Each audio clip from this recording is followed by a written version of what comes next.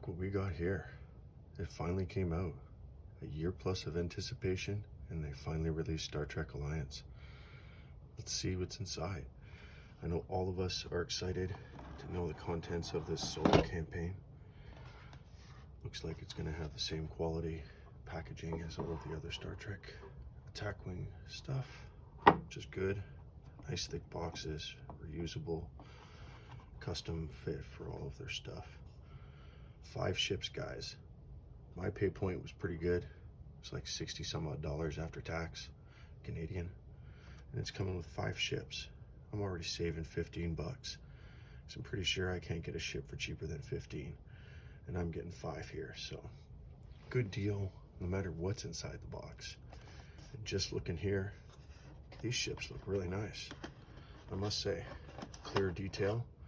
These must be deep cut casts, like the stuff they were selling there without the dials that were unpainted. Painting them up for us real nice. Little metallic color there. 3 Jem'Hadar ships. Now, full disclosure, guys, I never got to play any of this game yet. I bought the first starter set, the second starter set, and now this, and several other ships. And I never got to play. COVID and just working night shift made it hard for me to, get involved with the game. And by then it was, as people say, it was kind of dying and not a lot of support, but this seems to be resuscitating interest a great deal. And the fact that it's a solo play game, we got ourselves an Excelsior here, really makes it easy for me to enjoy. And I already see people doing all kinds of neat stuff with the rules of this, expanding on it, using it just to fight fleets and stuff. An Akira class, everyone. Nice and shiny metallic. Detail in the undercarriage there. Got our phaser bank. I know I've shown the same 3 Jem'Hadar ships, but consistency. It's not bad painting. Looks like we got our typical board pieces there. Oh,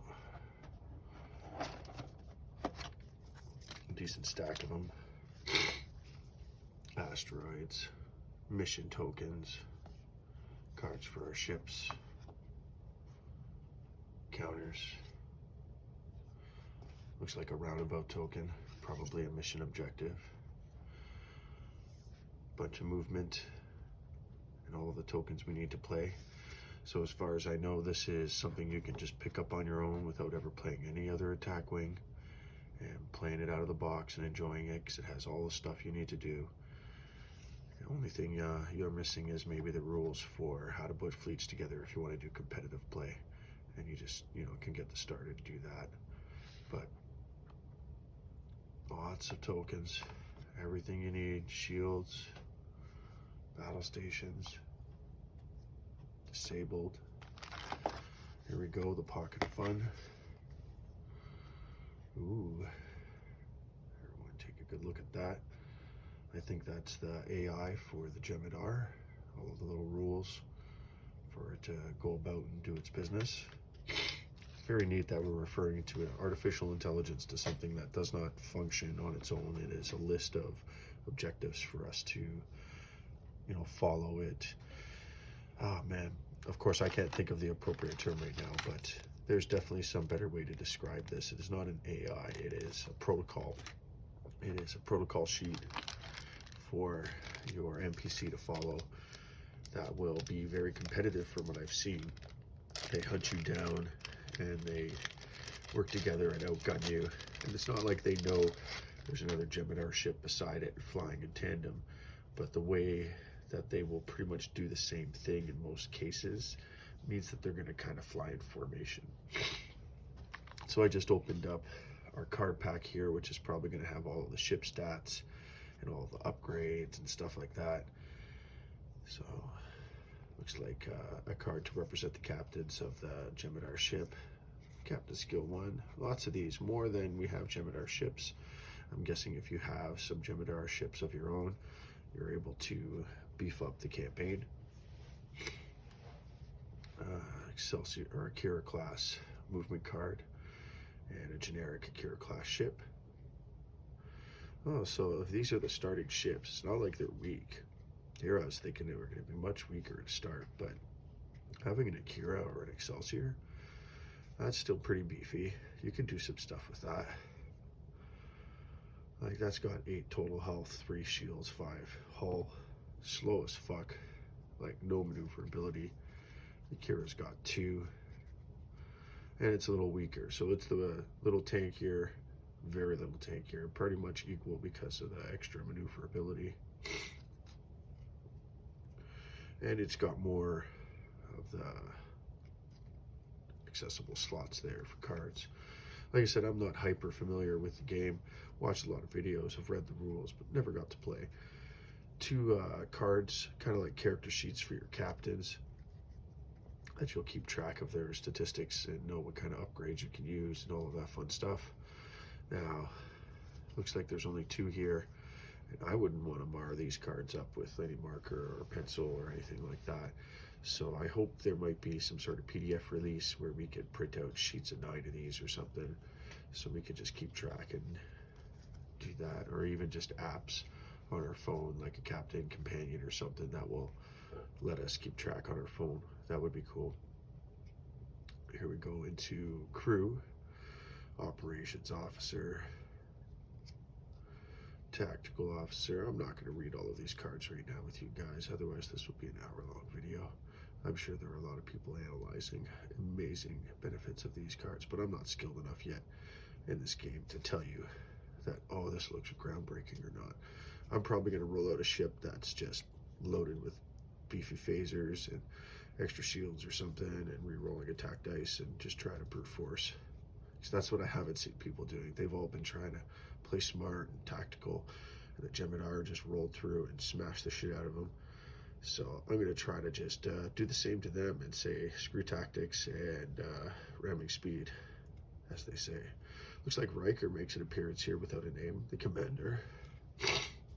It's bearded Riker, so that's the superior Riker. So we're into some elite skills now. Very interesting. Oh, I'm glad that they use O'Brien here as battle hardened, because, you know, if you talk to a diehard fan of Star Trek, they know O'Brien is like battle hardened. He fought in the Cardassian War, fought in the Dominion War. Very decorated soldier of the Federation. But if you were a casual, you might not know that. And it's neat that they are very much clearly stating, here is a battle-hardened Federation officer. Upgrades. I like upgrades. I like beefing up my ship. More shields like that. Oh, the EMH is an upgrade. That's kind of disparaging to him. He's a person and all, but whatever, if I get the benefit of him. That works too. Oh, we're getting into the weapons.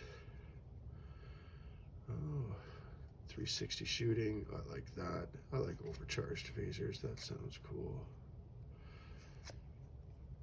All right.